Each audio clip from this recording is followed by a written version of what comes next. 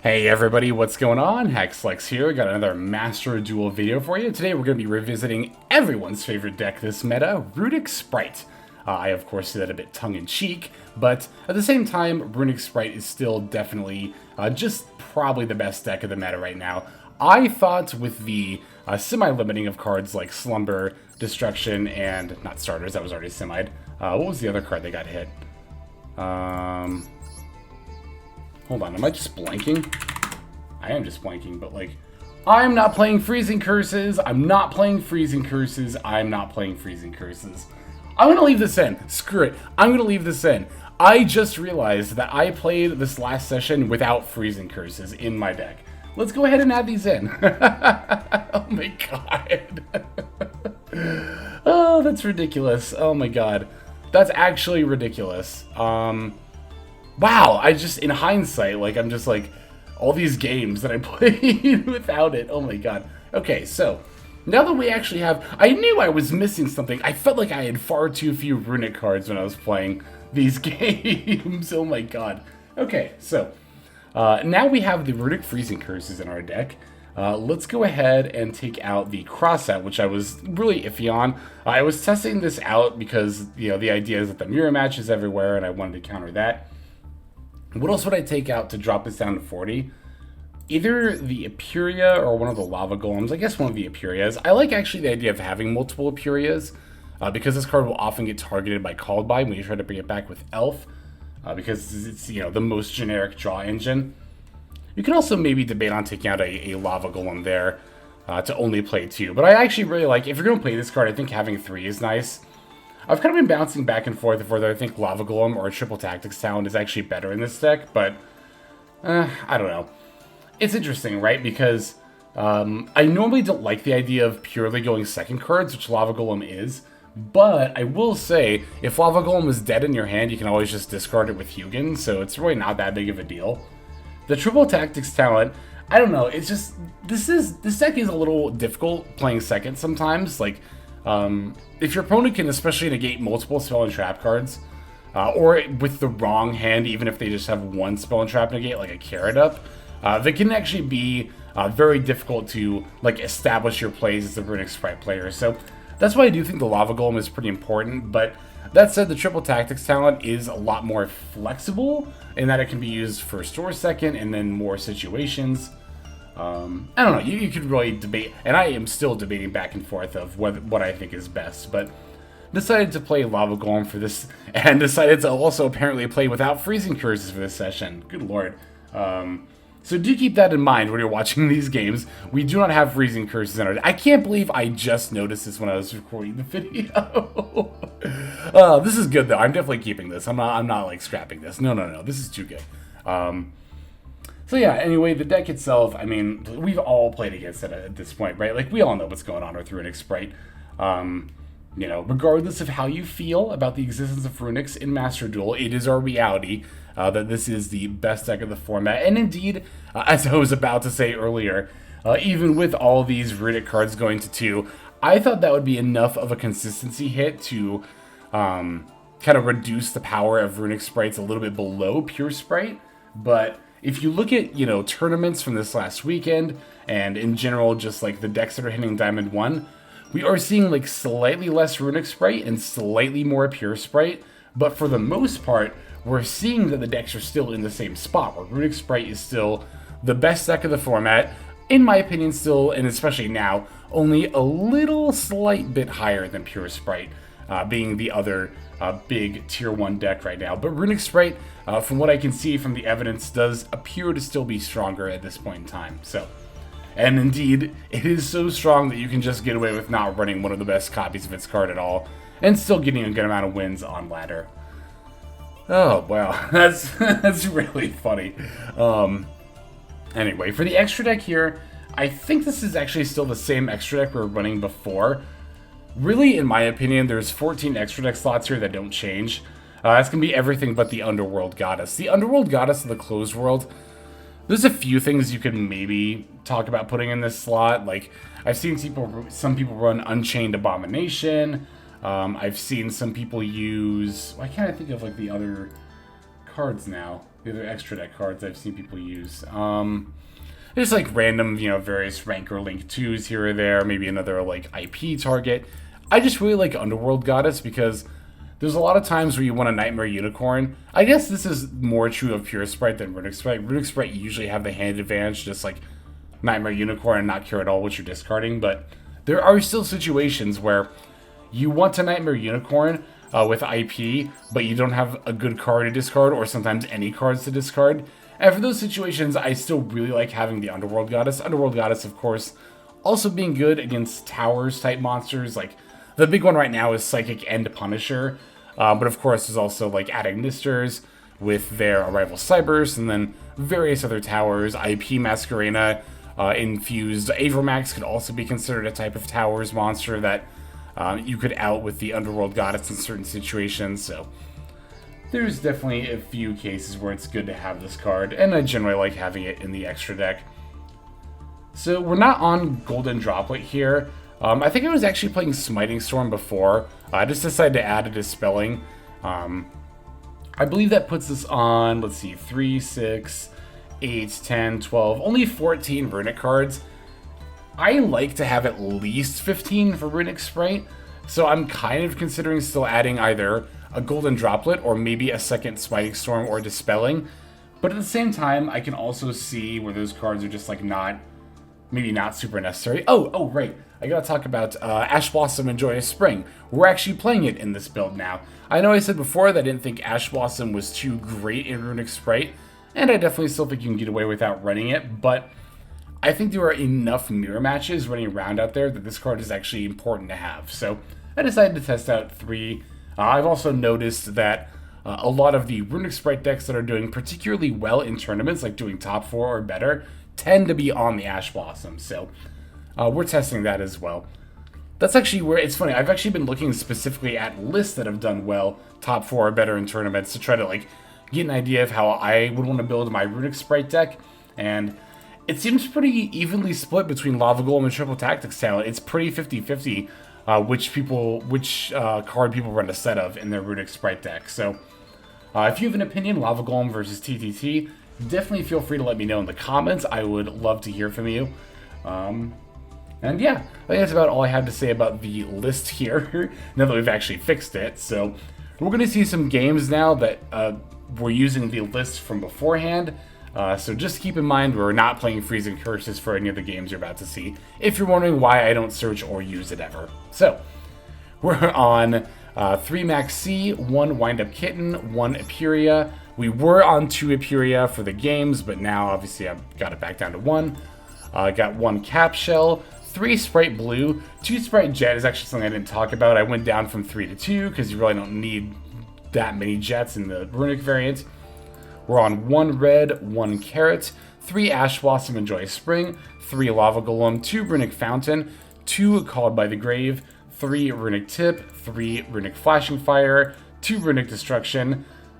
Now we're on 2 Runick Freezing Curses, 2 Runick Slumber, 1 Runick Smiting Storm, 1 Runick Dispelling, 2 Spright Starter, and then 1 Spright Smashers.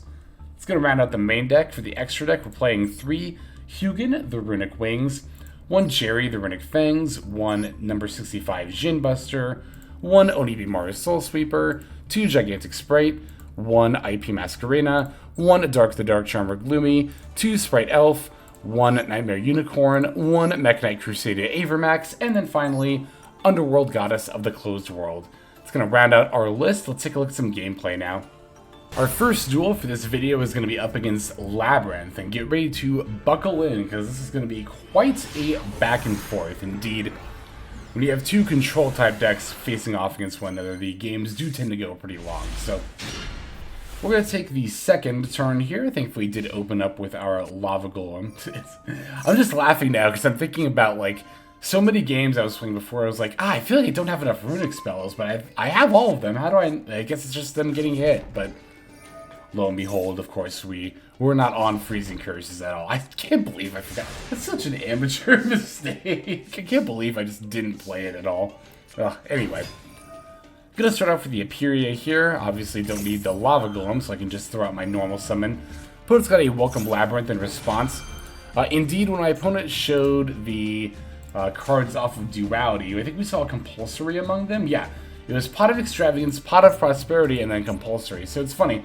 Were it not for Compulsory and another like kind of generic card, I wouldn't have known I was up against Lab, but the Compulsory does reveal my opponent to be Labyrinth as opposed to another stun or control deck that uses Duality, Extravagance, and Prosperity, which that could be like Stun Runick, some just other variants of Stun in general, mostly.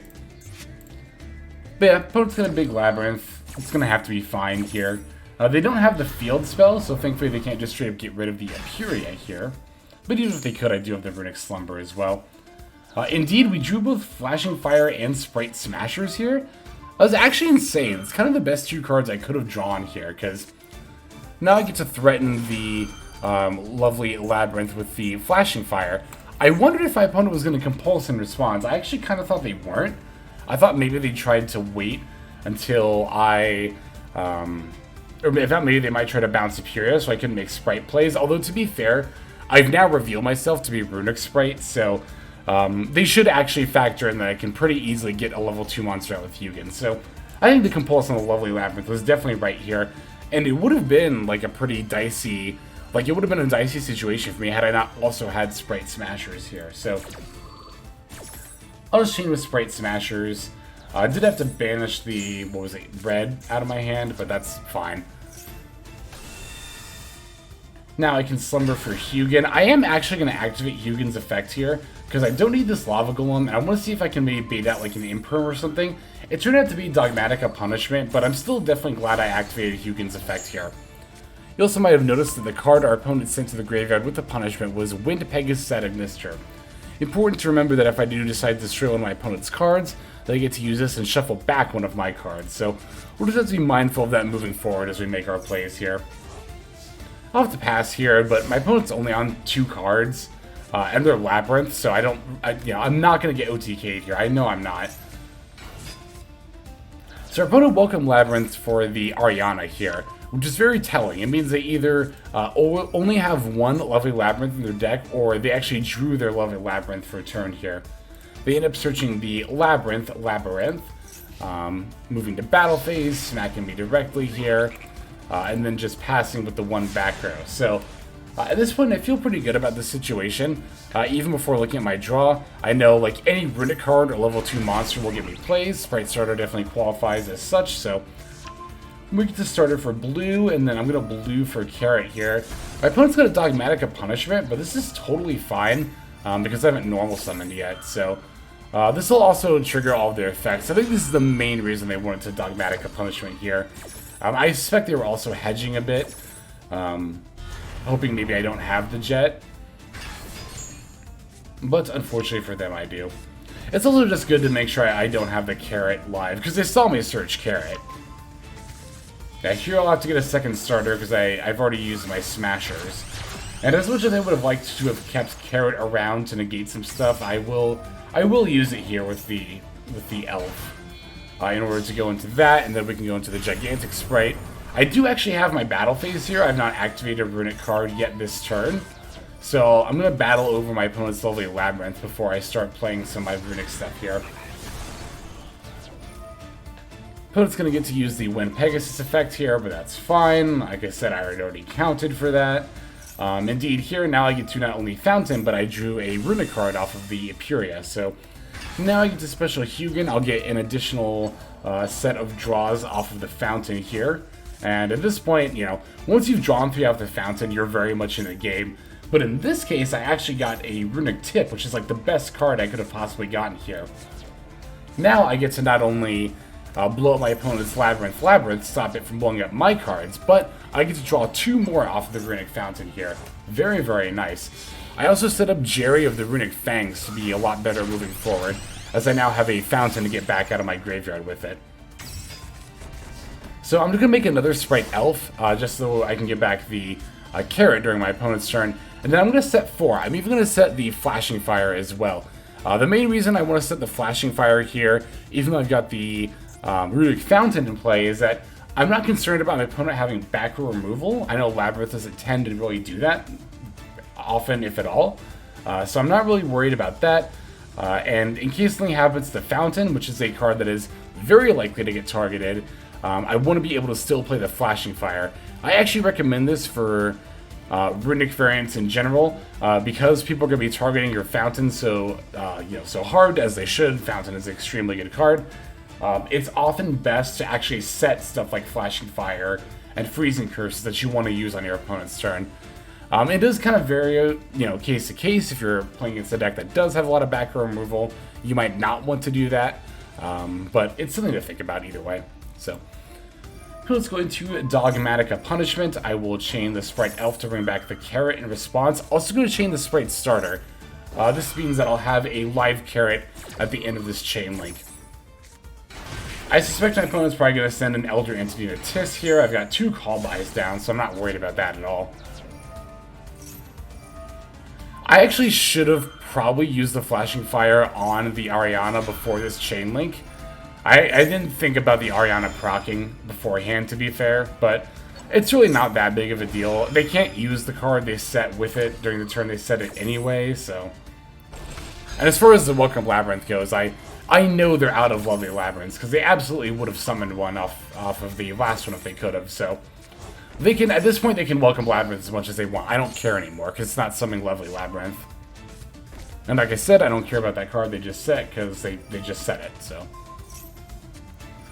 Yeah, I'll use Flashing Fire in order to try to stop this Ariana. I would just to make sure that my Carrot's activation is going to remain live. Opponent flips Welcome Labyrinth, which threatens not only another search for another Ariana, but for them to run over my blue anyway, so I'll just use Carrot to get rid of it here and just not have to deal with it. Also getting my 1 draw off the Fountain here, so opponent's going to pass. We know 2 of their back row, or at least one of them anyway, but they've got a Gozen match here. It's a little annoying. Not the end of the world, though.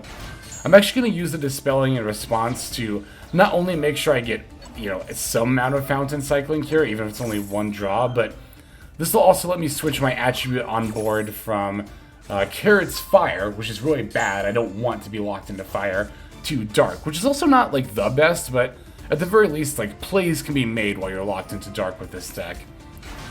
Indeed, I do have Blue and Jet here, but I don't have a battle phase, so I don't really see a point in going into plays with them. I'm just going to leave the Geri on the field and just kind of sit on it for the time being. And my opponent decides to just, set 2 and pass. I guess they don't want to attack into Geri? Maybe, I don't know what's going on here. Maybe they don't want their card to get destroyed. Maybe they don't want to open up the attributes on my board. Maybe they believe this Gozen is locking me harder than it actually is. Because I'm trying to think right now. If I wanted to, I could, summon Blue, Jet, go into Gigantic.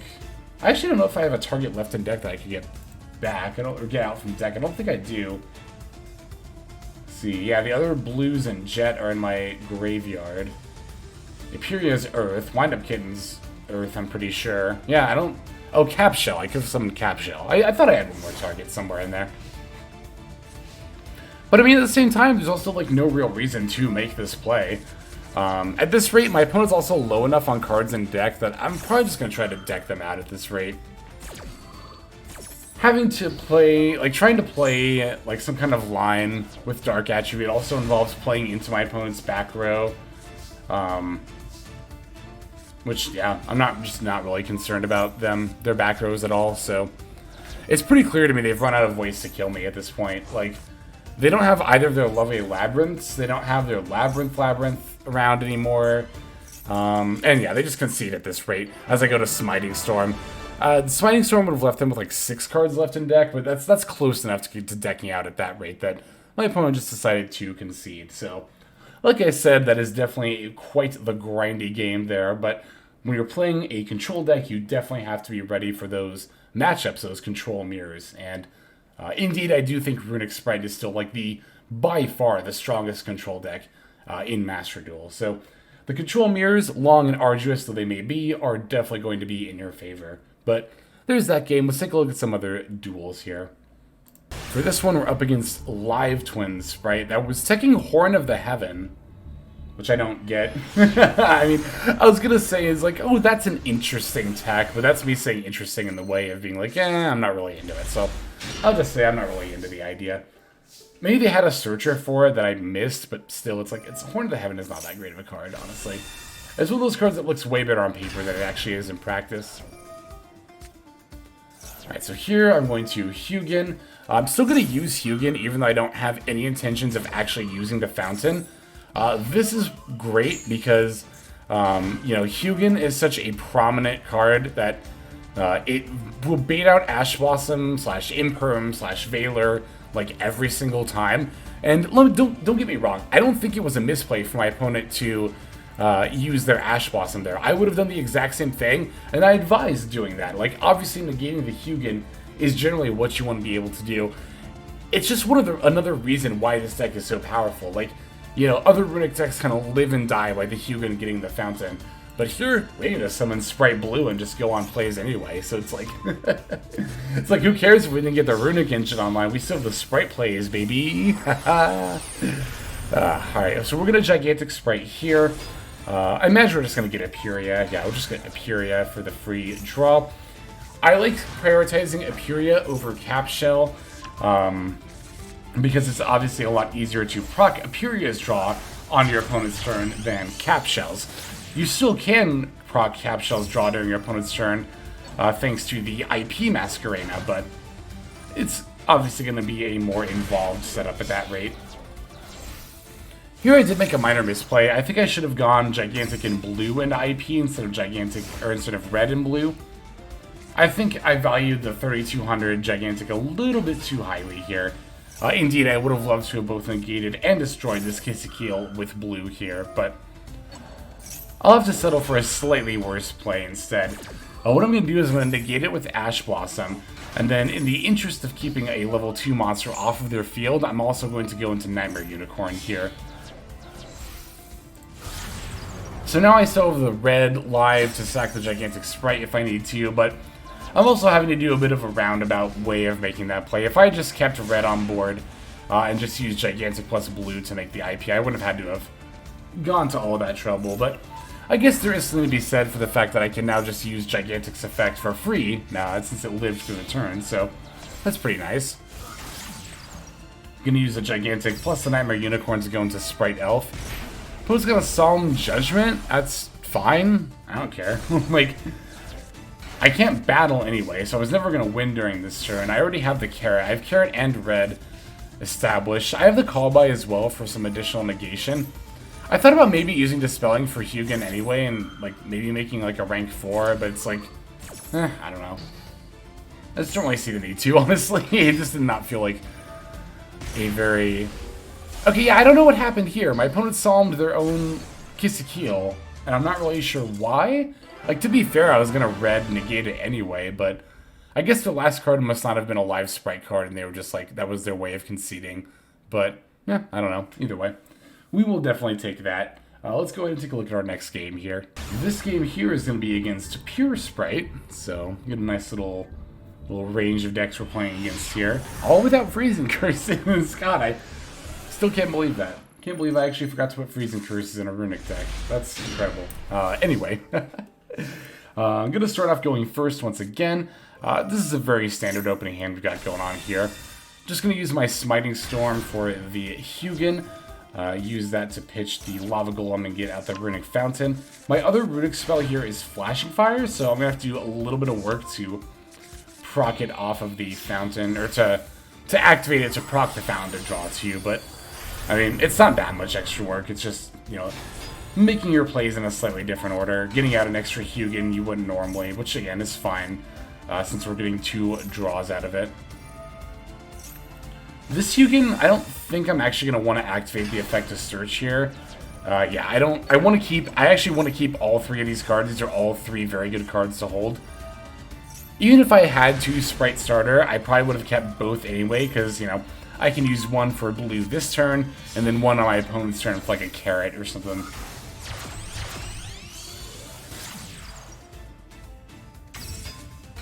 Alright, so here is the Elf effect to bring back the blue. I can use blue and Iparia to go into the IP.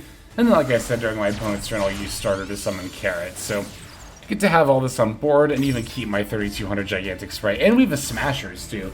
And a Maxx. Maxx, I'm not going to fire off during the draw phase here.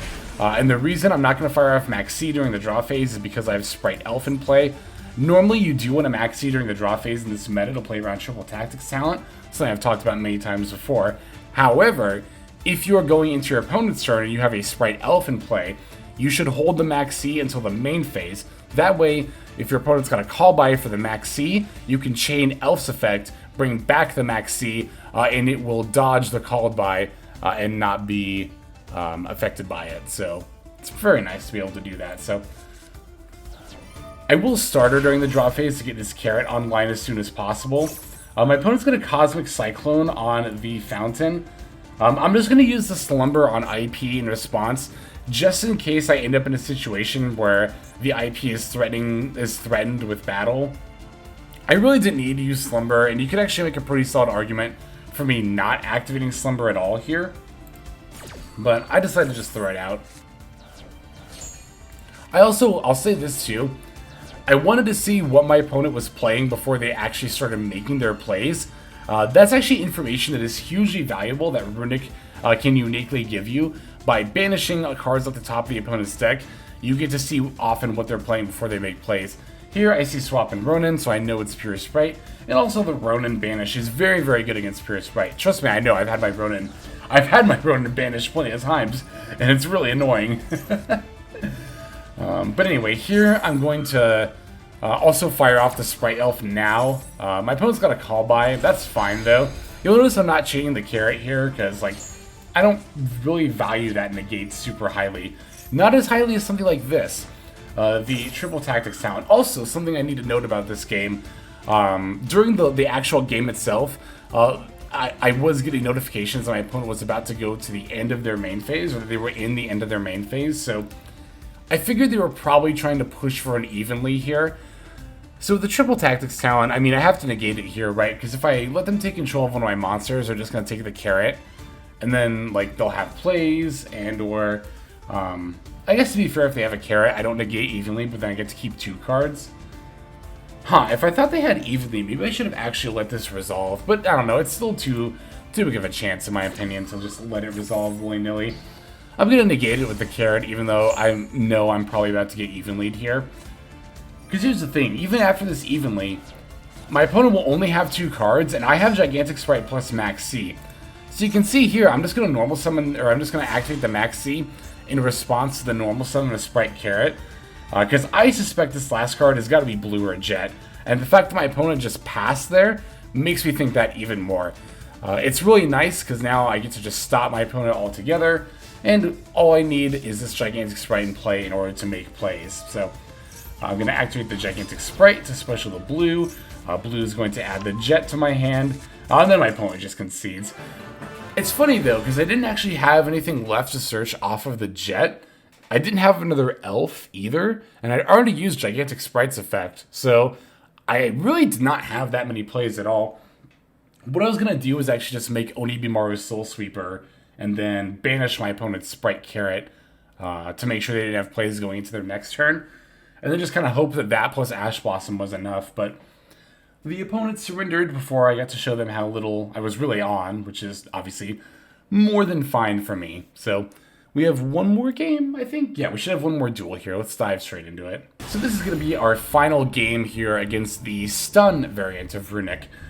This one is on the Performapal 5 Rainbow thing as their Floodgate of choice, so they're also using Cosmic Cyclones and stuff like that as well. Gonna take the first turn. Once again, we got a very good Runick hand here. Gonna start by using Destruction specifically to summon the Hugin here. That way I can use my Slumber later on the Hugin in order to get draws off of Fountain. Definitely gonna throw out the... I say definitely gonna throw out the Spright Smashers. There was actually a pretty solid argument for me to discard Jet there instead. Looking at my opponent's banishes, I see Iparia and Runick stuff, so I thought they were on Runick Spright actually. It's actually just gonna be a non... I didn't even realize that till just now. Yeah, it's a non-Spright variant, but they played Iparia anyway. I guess maybe they thought Iparia just goes in Runick. I don't know. It's not the worst card to play, I guess, but it's not particularly great either. And again, the non-Spright variant of Runick. So, yeah, just making some standard Runick plays here. I get to establish the red online. Here I get to starter for the Carrot as well. And again, I probably played that in the wrong spot. If I had played the Carrot under the Elf, then I could have used blue plus Gigantic to make IP instead. But, I don't know. It's fine. Also the fact that... Okay, actually, hang on. I want to talk about this for a second. Also the fact that my opponents show that they're on Runick, I wasn't as incentivized to keep red over something like Gigantic. So, here my opponent's going to start with a Cosmic Cyclone targeting... It should be the Fountain, right? Yeah, Cosmic Cyclone targeting Fountain. You might have noticed I did not chain Carrot. I actually let that resolve. That's because my Flashing Fire is already face down, so I don't need to play around it that hard. The Fountain would also only get me one draw if I tried to save it here. And because I know my opponent is also on Runick, I value this spell Trap Negate off Carrot very, very highly. So indeed, Cosmic Cyclone is not... Plus it just felt like a bait anyway. Like it felt very much like my opponent was trying to bait me. Opponent then uses their Runick Destruction next. They're going to target one of my other back rows. This still feels like a bait to me. And indeed, this call by is not enough to want me to use the Carrot. So they further tried to bait my Carrot with Flashing Fire, targeting the Spright Elf. As you can see, I also let that resolve. I did not negate that, even though we're in standby phase and I have not had a chance to play my Spright Elf yet. This is a skill...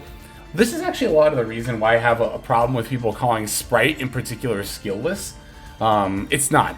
It's not because of the lines, the combo that you have to memorize, but with Spright, and especially with Runick Spright, but with Sprights in general, the skill factor comes from the fact that you're going to end on a board with a ton of disruptions, and you have to know when to use those disruptions. There are a lot of players, who would have fired off Carrot at some point during this chain link. I would even go so far as to say I think over 50%, a majority of players, would have fired off Carrot's effect at some point during this chain link. If not against the Cosmic Cyclone against Runick Fountain, I think a lot of people would have done it against the Flashing Fire on Elf. But again, because we know our opponent's on Runick, I just value the spell Trap Negate so much higher than that. So, plus this all feels like bait. Like, it's kind of hard. It's kind of hard to like pinpoint when you suspect your opponent is trying to bait out a negate, but this whole sequence absolutely felt like bait here. So I'm letting everything resolve, and indeed, my board is going to lose 3 cards, but it's not going to get a whole lot worse after that. As you can see, I've still got the Carrot with the negate, and I still have a live IOP Masquerena here too. So even if my opponent, they're now going to play Desires, right? Even if this Desires is a bait for my Carrot, I'm actually fine chaining the Carrot here because even if my opponent had like Fountain and another Runick spell as their last 2 cards, as soon as they play the Fountain, I'm just going to Knightmare Unicorn and spin it back to the deck. Then they only have 1 card left, and then if it's like Spright Starter, then they just had everything, and that just happens sometimes. But there's a lot of situations, in fact most of them, where they don't really have follow-ups after I do that. And indeed, even after the Desires, my opponent didn't have a follow-up here. So that just goes to show, I wanted to show that game, even though it was short, to show that like the skill component of these Sprights definitely comes from knowing when to use your disruption. That is a huge skill factor in this deck, and very important skill to build when playing Sprights is know when to hold your negates and know when to actually fire them off. Alright, that's going to do it for these games though. Hope you enjoyed them. Let's go ahead and move now to our outro. Alright everybody, thank you so much for watching all the way to the very end of the video like this. That means a whole lot to me.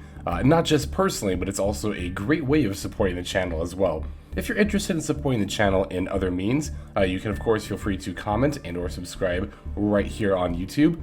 I'm always looking to the comments section. You guys leave some pretty awesome feedback as far as like constructive criticism goes when it comes to deck building, gameplay, channel content, all that stuff. So feel free to leave your opinion down there. I will be sure to take a look at that there.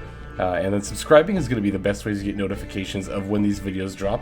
That does happen every day, by the way, so if you're looking for daily Master Duel content, you've come to the right place. And there are more places where you can get some daily Master Duel content. If you check out the description below, follow the top link over to my Patreon page. There, for just $5 a month, which is as much as you pay for a booster pack, you'll find a lot more value than a pack full of filler over there. We've got some previews for content upcoming here on the channel. We've got some exclusive games that are only posted over on Patreon over there. We've got some Q&As, and then you can also have your name featured in this lovely credit sequence where I thank all of the people who are helping contribute over there on Patreon. It's a huge support to the channel, and it really means a lot as well. So thank you everyone who is donating that is featured here on screen. And again, you know, it's not just a pure donation, you do get some more daily Master Duel content over there just for being a part of the Patreon. But I think that's about all the time that I have for today's video. Once again, I just want to thank you so very much for sticking all the way to the end of the video. Again, it just means a lot, as I do put a decent amount of work into getting these videos out every single day. But that's about all the time that I've got for now, so without further ado, this is XLex. I'm signing out, and I hope you have a fantastic day.